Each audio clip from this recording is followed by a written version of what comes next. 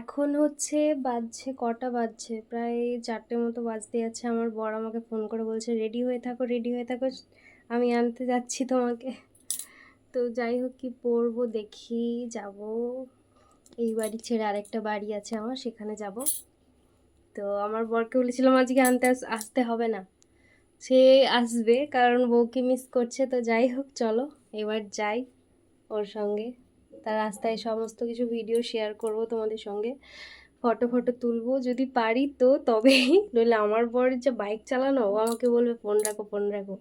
তো যতটুকু পারবো শেয়ার করব। তো তোমরা এখন কন্টিনিউ দেখতে থাকো, মানে পেজে আর কি নজর রাখো, সমস্ত কিছু দেখতে। আমি যখন আমার বরকে বললাম যে তুমি কি আজকে আনতে আসবে, বলল না না আমি আনতে আসবো না।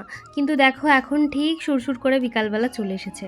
তো যাই হোক, এখন হচ্ছে যাচ্ছি আমি আমার শ্বশুর বাড়িতে। তো চলো এবার যাওয়া যাক। আর আমি এখন ভয়েস ওভার দিচ্ছি যখন, না সাইড থেকে প্রচুর নয়েজ আসছে, কারণ আমাদের বাড়িতে লক্ষ্মী পুজো হয়, সেই সমস্ত ভিডিও আমি তোমাদের সঙ্গে পরে শেয়ার করব। তো যাই হোক, আগেরগুলো শেয়ার করছি। এখন হচ্ছে মানে আমার শ্বশুরবাড়ি যাওয়ার পথে একটা চা দোকান পড়ে, এই দোকানটাতে চা খাচ্ছি আজকে। ভীষণ পরিমাণে চা খেতে ইচ্ছা হচ্ছিলো, কী করবো বলো, আমি হচ্ছে একটু চা লাভার, তো সেই জন্য চা নিয়েছি দুটো। ও তো খাবে না বলছিল, ওকে জোর করে আর কি খাওয়াচ্ছি। আর এইদিকে দেখো কিট্টুকে নিয়ে এসেছি বাস্কেটে ভরে, আর সাইডে প্রচুর কুকুর রয়েছে, তাই তো একটু ভয় লাগছিল যে বাচ্চাটা আমার রয়েছে, কুকুর টুকুরে কিছু কামড়ে টামড়ে দেয় নাকি, তো সেই জন্যেই আর কি। তো চলো চাটা খেয়ে দিয়ে আর এইবার যাবো শ্বশুর বাড়ি। আর গিয়ে হচ্ছে প্রচুর কাজবাজ আছে। তোমাদের দাদাভাই যখন গেল তখন আমি যাইনি, কারণ আমার ভীষণ পরিমাণে পেটে আর কোমরে গায়ে হাত পায়ে যন্ত্রণা হচ্ছিল, যেতে পারিনি। তো তারপরের দিন তোমাদের দাদাভাই আমাকে নিতে এসেছে। আমার একটাই খারাপ লাগা জানো তো, যে তোমাদের দাদাভাই চা খায় না, সেই জন্য খারাপ লাগে। কিন্তু খারাপ লাগলেই আর কি করব বলো, সবার কপালে তো সব কিছু হয় না।